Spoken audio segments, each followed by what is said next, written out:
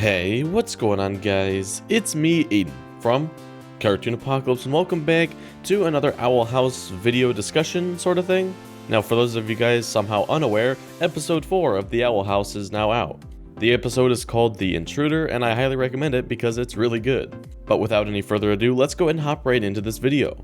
So if you saw my last Owl House video, then you're going to remember me saying this episode, or the third episode, is most likely the end of the little intro arc. And the intro arc is basically just setting up the characters, sort of showing what we're going to do for the show. And I think this was proven with episode 4, because episode 4 really got Luz starting to learn magic and is starting to push along the plot. And we also learn a lot about Ida, so let's go ahead and talk about that.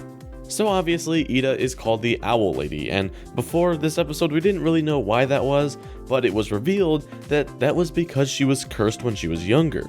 Now we don't know too much about what this entails, other than the fact that if she doesn't drink this elixir, then she turns into this wild beast. And it could be because of this little jewel or something on her chest, because that was black, and then when she drank the elixir it turned yellow. So maybe like that was put on her at a young age, and that's what causes it, I don't know.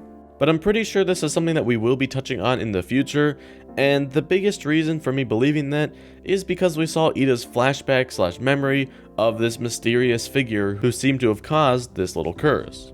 Now they could have just put this in here just, for no reason, but I'm pretty sure this show is going to take the route to where they explain stuff that they need to explain, and they will touch on it later. So my guess is we will be seeing this little shadowy figure again in the future. Maybe that could even be sort of what the finale thing is going to touch on. Like, maybe Luz's end goal is going to be to beat this monster and cure Ida's curse. Who knows, but I definitely think that we will be seeing this subject touched on in the future.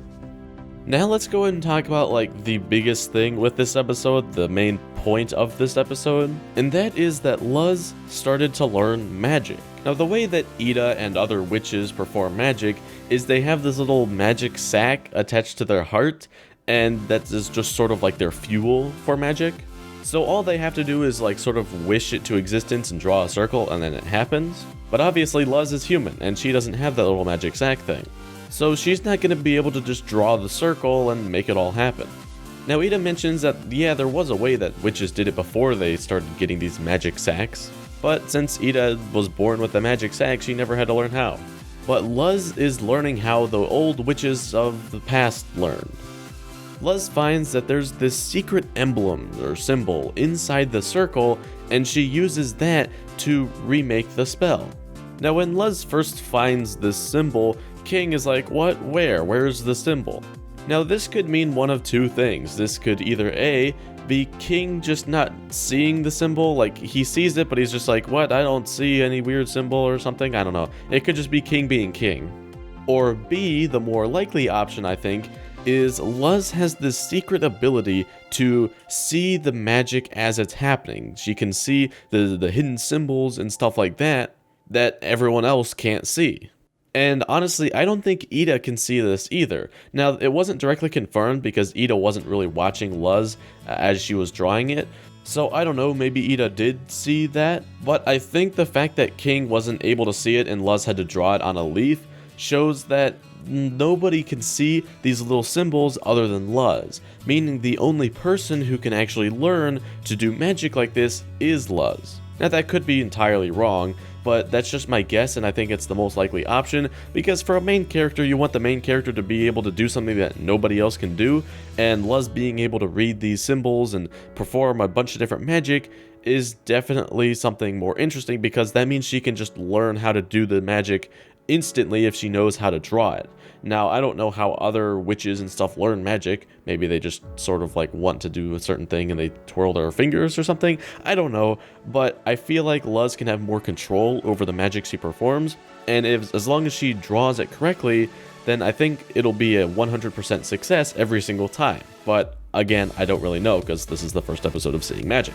And I should mention that maybe Luz doesn't have this super ability to like read the symbols. Maybe that was just because of the phone glitching. Who knows, but I think that if it was only the phone glitching, then Luz is going to have a really hard time learning other magic. So I think it's most likely that Luz has this little secret ability that she can read sort of what's going on inside the circle behind the scenes. Now it makes me wonder if Luz is actually capable of drawing this in the air. So like, for example, she just draws it with her finger and then does all those same motions. Is she able to perform magic that way? Instead of just drawing a circle in the air, she just has to draw everything else? Or does she need to constantly carry paper around her and just draw it that way? Who knows? But I think it'll be interesting, and I think it's like a big stepping stone for her to be able to start drawing it just in the air, as long as she's just not doing a circle and she's doing the full motions. And who knows, maybe she'll just get so good at willing it to existence she only has to draw a circle. I don't know. I guess it's really up to the show writers what they want to do next with it. But they definitely have a lot of potential with Luz, and this is, again, just the beginning of her journey. So we can expect to see over the next couple of episodes, Luz is going to be practicing with this magic, and then she's going to pick up a couple more spells, and then we will start to fully see how Luz actually controls the magic and how she can start performing it on a daily basis without maybe having to carry it on paper, or maybe she does, who knows, but that's something we will figure out. But I think that's all I want to talk about for this episode. If you did enjoy, you can leave a like and subscribe for more content similar to this, and I will see you in the next video. Goodbye. Nah, my heart wasn't in it.